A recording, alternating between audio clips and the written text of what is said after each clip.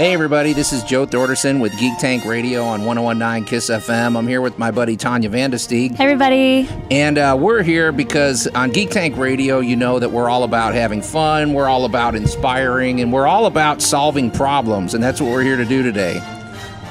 Just keep nodding, Tanya. Anyway, there's a problem in Star Wars, in the fandom. Well, there's other problems too, but there's division, and I've never seen anything like this. It's really something to see. But I'm not going to lose any friends over this. I'm not going to make any enemies over this. But we can't deny that there's a problem in the franchise. Is that right, Tanya? Correct. Well, I've come up with a solution today to solve this entire problem in 5 minutes of filmmaking. So, JJ Abrams, if you're out there, I have got the solution to this whole mess. So, Tanya and I are going to read out our idea to save Star Wars. You ready? I'm ready.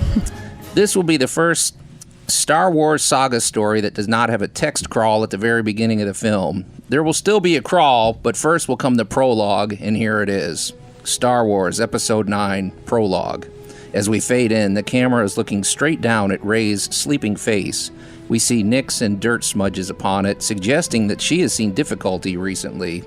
Though her eyes are closed, her head thrashes from side to side. She screams out, "No!" And her eyes flash open. The camera slowly pans out, and we see that she is laying on a simple cot in a stone hut similar to Luke's from The Last Jedi. Clearly, she is still on the island. She pulls on a cloak and heads down to the beach. As we get a closer look at Rey, she looks fit and alert, but her clothing is much the worse for the wear. Her robes are covered with burn marks and tears.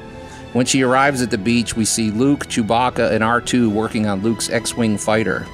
"Master Skywalker, may I have a word, please?" "Of course," Luke replies. He looks very much like he did at the end of The Force Awakens, except today he is wearing clothes more suitable for working on his ship. They take a seat out of earshot from Chewbacca and R2, who continue to work on the X-Wing. "You look troubled, Rey." "I am. I've had the most disturbing dream. That is, I think it was a dream. It was so real." "Well, you may have been granted a vision. It wouldn't be the first time. Perhaps you've been given a glimpse of events yet to unfold." "I hope you're wrong, my teacher. What I saw was truly terrible. I was shown a great many things, but the most disturbing visions were the ones that I saw of you." "Really? Tell me what you saw." "Well, it began a year ago. You remember the first time I met you here on the island?" "Of course." "Well, before we began my training, at first I was so pleased to see you, but when I handed you your lightsaber, you threw it over your shoulder, and then you walked away from me. I wanted to cry. Well, I also learned where green milk comes from, which is an image I shall never get out of my mind." Well, that doesn't sound that disturbing, Rey. "Well, it wasn't just that. A great division rose up in the rebellion. It was brother against sister and friend against friend. I saw our fleet decimated, and through it all, you remained indifferent, even while your own sister was suffering." Luke bowed his head and closed his eyes. "Well, please continue, Rey." "In my vision, Snoke was killed by Kylo Ren. In fact, he killed Snoke to save me." At these words, Luke's eyes lit up. "Ben Solo has turned from the dark side?" "Well, no, I don't think so. It's also confusing. I mean, to be honest, I don't really understand what drives him. He did indeed save me, but then shortly thereafter he attempted to kill you." "Kill me?" "Well, not you exactly. You projected an image of yourself to face him. I confess it saddened me greatly. I couldn't imagine you being such a coward as to not face him in person. I think it was at that point that I realized the events I was witnessing were truly a nightmare."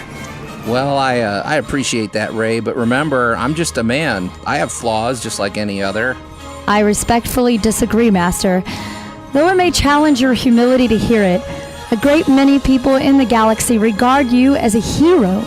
Your actions against the Empire have inspired countless beings to stand up against tyranny and oppression. Your story inspired me. That is why I sought you out. But the Luke Skywalker that I encountered in the vision sadly subverted my expectations." Rey continued with her story, sharing all of the horrible details of her vision. Finally, she asked Luke, "So, Master, do you think any of these things were events that are yet to come?" "You know, I don't think so, Rey. What you've described sounds like a jumbled series of images with no basis in reality. And even if some of these images are possible, remember, no one's destiny is carved in stone. Their life story can always be rewritten. I'm glad to hear it, because the Luke Skywalker I saw in that vision nearly broke my spirit.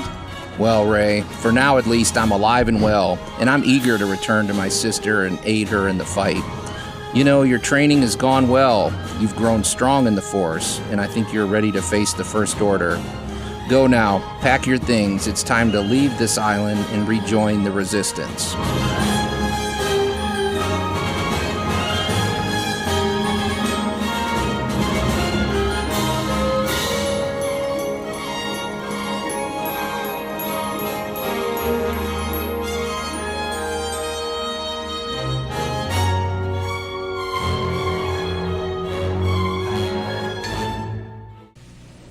Dun, dun, dun, Right.